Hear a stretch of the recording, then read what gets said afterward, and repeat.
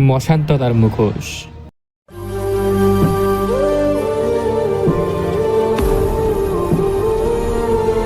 বিকেল গড়িয়ে সন্ধ্যা নামছে, চারদিক কুয়াশায় ঢেকে আসছে, যেন রাত তার আগমনী সুর বেজে তুলছে। মুরাবিপুর গ্রামের পাশেই একটা পুরনো শ্মশান, মশানতলা যার নাম। গ্রামের লোকেরা বলে ওখানে সন্ধ্যার পর গেলে কেউ আর ফিরে আসে না। তবু গ্রামেরই একজন নতুন যুবক, দীপ্ত, এসব গুজব বিশ্বাস করতো না। সদ্য শহর থেকে গ্রামে ফিরেছে, বই পড়তে ভালোবাসে, ভৌতিক গল্পে বিশ্বাস নেই তার। একদিন সে শুনল মশানতলার এক পাথরের ঘর নিয়ে নানান কাহিনী। ওটা নাকি অভিশপ্ত, সেখানে এক মুখোশ পরা ব্রাহ্মণ আত্মহত্যা করেছিল। দীপ্ত হেসে উড়িয়ে দিল সব কথা, তবে তার ভেতর এক কৌতূহল জন্মালো। আমি এক রাত সেখানে কাটিয়ে দেখব। রাত 9টা।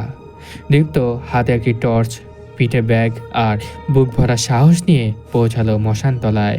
শ্মশানটার চারপাশে খেজুর গাছ, বাতাসে এক অদ্ভুত ঠান্ডা ভাব, চাঁদের আলো ঝাপসা হয়ে পড়ছে কুয়াশার মধ্যে। সে যখন পাথরের ঘরের দিকে এগোচ্ছে, তখনই হঠাৎ শুনতে পেল খরর খরর, মাটিতে যেন কেউ নখ দিয়ে আঁচড়াচ্ছে।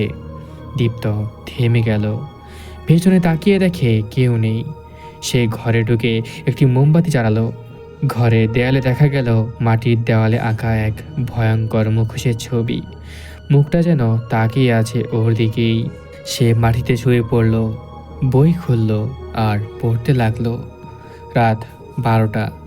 হঠাৎ দরজাটা খটাক করে বন্ধ হয়ে গেল। টর্চ নিভে গেল, মোমবাতি নিভেনি, কিন্তু আলো যেন ধীরে ধীরে কমে যাচ্ছে। দীপ্তির মনে এক অজানা ভয় বাসা বাঁধল।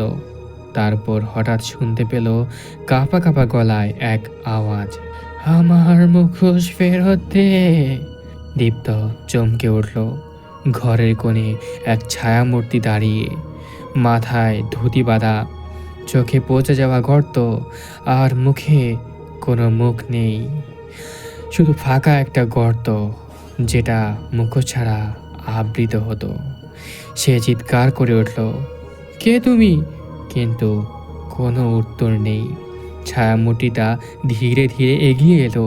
দীপ্ত হাতে ব্যাগ থেকে কিছু বের করার চেষ্টা করছিল, কিন্তু তার হাতে এলো একটি পাথরের টুকরো, যেটা যেন গরম হয়ে উঠেছে। তারপর হঠাৎ সে দেখলো দেয়ালে আঁকা মুখোশের ছবি থেকে রক্ত ঝরছে।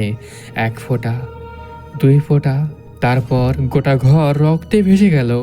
মূর্তিটা ফিসফিস করে বলল, আমি এখন এই মুখোশ ছাড়া থাকি না, তুই একা কেন এসেছিস?